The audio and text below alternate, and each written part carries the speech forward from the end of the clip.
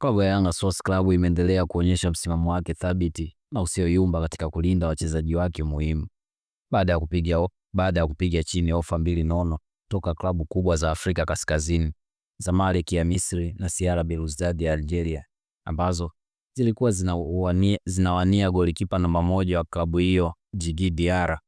Taarifa za ndani zinaeleza kuwa vilabu hivyo vilikuwa tayari kuweka mezani dau kubwa la fedha ili kunasa saini ya Diarra. Tiwa kiwango chake cha juu alichokionyesha kwenye michuano ya AFCON, Diarra aliibuka kuwa mmoja wa magolikipa waliotisha zaidi barani Afrika, akionyesha uwezo mkubwa wa kuokoa michomo migumu, umakini wa hali ya juu langoni, pamoja na uzoefu uliomfanya kuwa kiongozi muhimu ndani ya uwanja.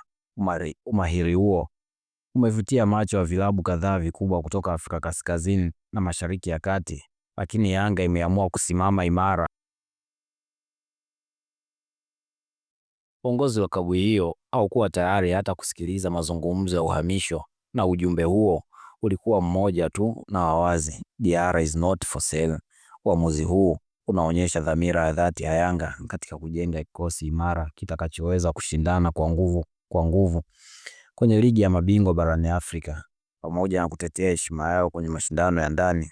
Kwa mashabiki wa Yanga, hii ni habari ya faraja, kwani Diarra ameendelea kuwa nguzo muhimu ya mafanikio ya timu hiyo.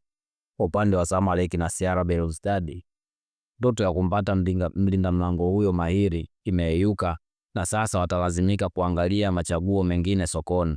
Usahau kulike, kushare na kusubscribe ili kuendelea kupata habari motomoto za soka, usajili pamoja na breaking news.